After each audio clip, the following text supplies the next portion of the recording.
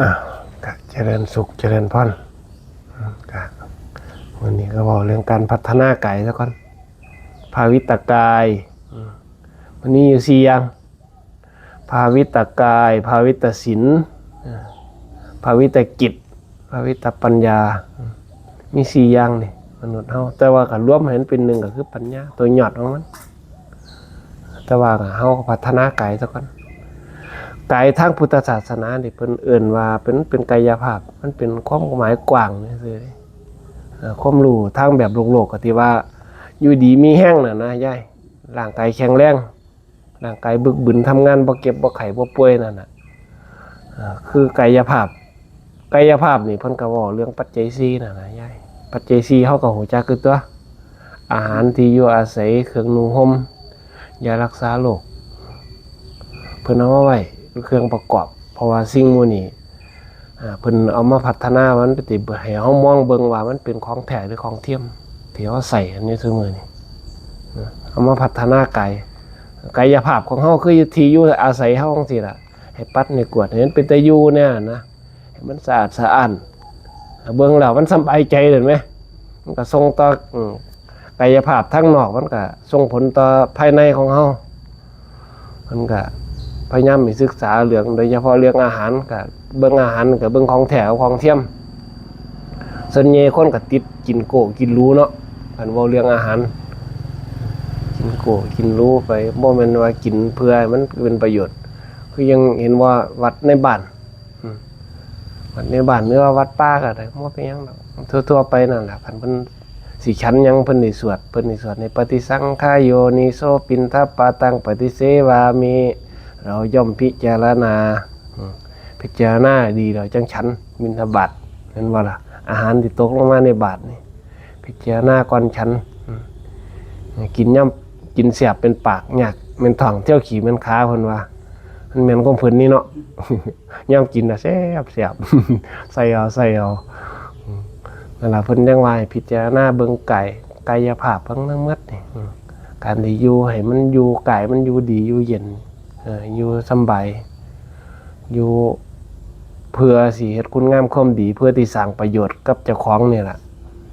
กายภาพเพื่อการควบคุม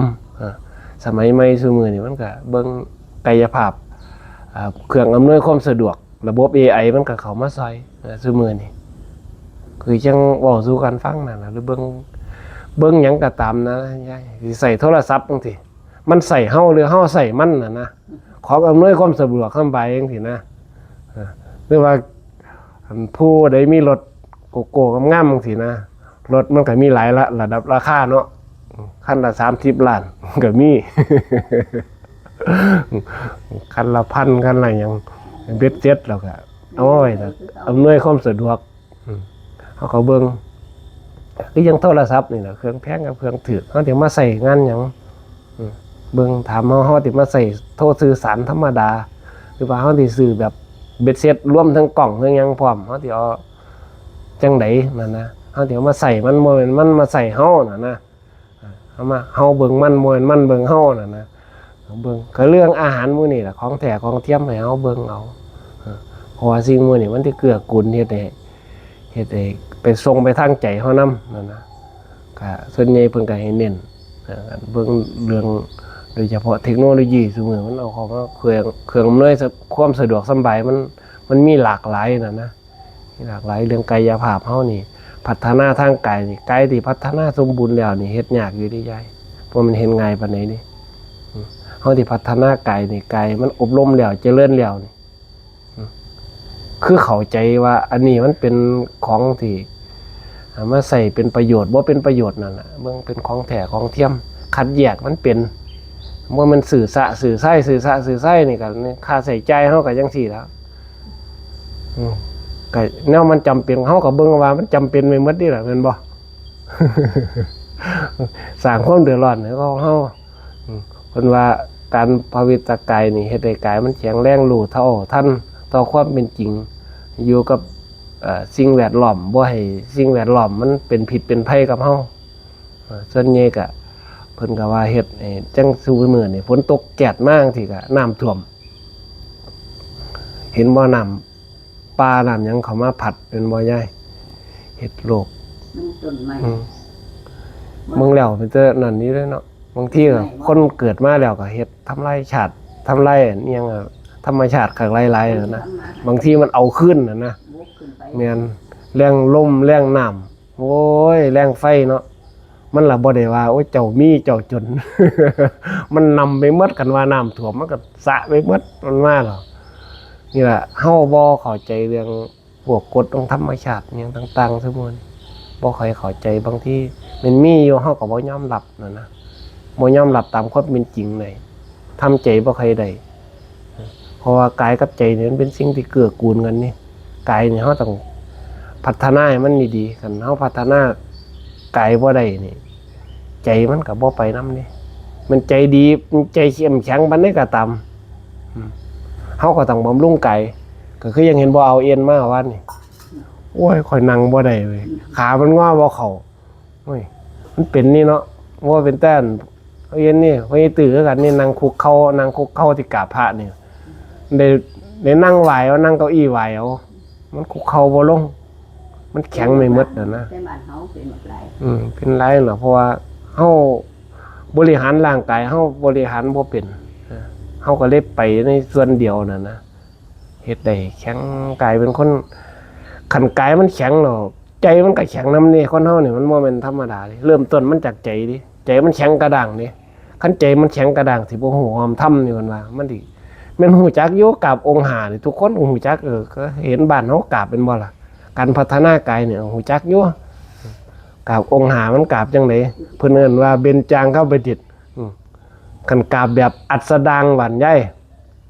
เมเป๊ะได้มั้ยใหญ่อับเพิ่นว่ากราบแทกโตนะแทกความสูงของเจ้าของแล้วก็ต่อไปกราบเพ่งอันนั้นกราบหมดโตเนาะอันนี้เฮากราบองค์หาเนาะ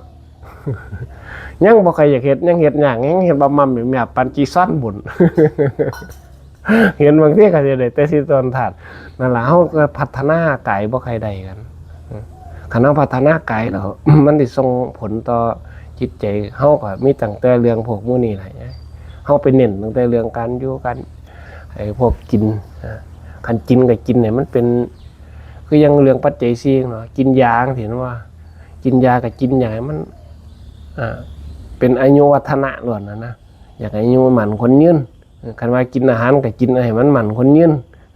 มันก็เป็นแต่งสั่นนะแต่ว่าเฮาบ่เบิ่งประโยชน์มันเบิ่งคุณค่าของมันจริงๆคันว่าเฮ็ดบ้านเฮ็ดหยังจังซี่ล่ะโอ้ยเฮ็ดแข่งกับเทวดาโลดเฮ็ดบ้านก็ได้เฮ็ดบ้านเอาที่มีเท่าใดเฮ็ดเต็มหมดคนบ้านเฮาซุมื้อเนาะสังเกตลงบ่ยายบัดเฮ็ดแล้ว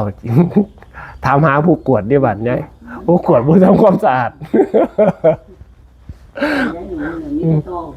นั่นเนี่ยเต็มมือคือกันแล้วเห็นน้องเมืองได้ละให้ข้อคิดน่ะนะยายการพัฒนากายกับทางพุทธศาสนาเพิ่นเน้นในเรื่องกายภาพเด้อโมเมนต์ตั้งแต่กายเฮาซื่อๆดิเฮาพัฒนากายกับกายกับสิ่งต่อไปมันก็คือกายภาพที่สิ่งแวดล้อมตัวๆไปนำนะเบิ่งให้มันรอบด้านมันว่าคันพัฒนากายแล้วเบิ่งแล้วมันสิเกื้อกูลต่อทางใจมื้ออื่นก็จังมาเว้าต่อเรื่องพัฒนาเรื่องศีลก็มันสิมาควบคุมเรื่องกายกับความเว้าเฮาสองอย่างพยายามพัฒนาเฮาก็พัฒนาไปพร้อมๆกันนั่นนะยายค่อยเว้ารวบรวมไปทีละมือละเล็กมื้อละน้อยไปมื้อนั้นมื้อนี้ไปมันก็ลงตัวของมันพอดีนั่นนะอนุโมทนาบุญนามกวดน้ำรับพรเป็นภาษาบาลี